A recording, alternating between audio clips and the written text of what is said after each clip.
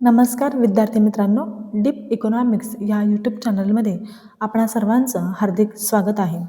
आज आपण पाहणार आहोत MA पार्ट 1 सेमिस्टर 1 सूक्ष्म अर्थशास्त्र या विषयाच्या प्रश्नपत्रिकेचं स्वरूप. या ठिकाणी मी तुम्हाला ओल्ड प्रश्नपत्रिकेचं स्वरूप दाखवण्याचा प्रयत्न केलेला आहे.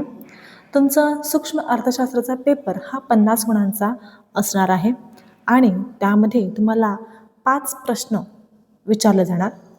5 प्रश्नामधील पहिला प्रश्न जो आहे तो खालीलपैकी कोणत्याही एका प्रश्नाचे उत्तर लिहा असं आहे.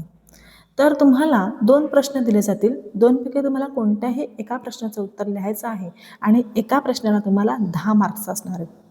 प्रश्न क्रमांक 2, तिथेही 2 प्रश्न दिले जातील. 2 पैकी तुम्हाला एका प्रश्नाचं उत्तर लिहायचं आहे आणि तो तुम्हाला असणार आहे 10 मार्काचा. पुन्हा तिसरा प्रश्नाकडे वळूया आपण. तिसऱ्या प्रश्नामध्ये देखील तुम्हाला 2 प्रश्न दिले जातील. 2 पैकी कोणतेही एक प्रश्न लिहायचा आहे आणि त्या प्रश्नाला तुम्हाला 10 मार्क्स असणार आहेत.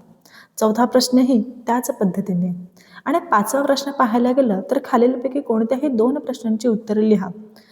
तर त्या 4 प्रश्न दिलेले असतात आणि 4 पैकी तुम्हाला 2 प्रश्नांची उत्तर लिहायची असतात आणि प्रत्येकी एका प्रश्नाला 5 गुण असणार आहेत. ओके, टोटल 10 मार्काचा हा प्रश्न असणार आहे. आता महत्त्वाचं सांगायचं झालं तर प्रश्न पहिला हा युनिट 1 वर म्हणजे मॉडेल 1 वर असणार. प्रश्न दुसरा हा मॉडेल 2ऱ्यावर असणार आहे. प्रश्न तिसरा हा मॉडेल 3ऱ्यावर असणार आहे आणि प्रश्न चौथा हा मॉडेल 4थ्यावर असणार आहे. आणि 5वा प्रश्न पाहायला गेलं तर मॉडेल 5ही मॉडेलवर एक एक प्रश्न असणार आहे.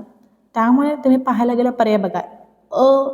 हा प्रश्न तुम्हाला मॉडेल क्रमांक 1 मधील असणार आहे. ब हा प्रश्न मॉडेल 2 मधला असणार आहे. क हा प्रश्न मॉडेल 3 वर असणार आहे आणि ड हा प्रश्न मॉडेल 4 वर असणार आहे. समजलं तुम्हाला? अशा प्रकारे आपल्याला प्रश्न क्रमांक 1, 2, 3, 4, 5 हे 4ही प्रश्नांची उत्तरे तुम्हाला या ठिकाणी लिहायचे आहेत. सर्वांना परीक्षेच्या हार्दिक शुभेच्छा.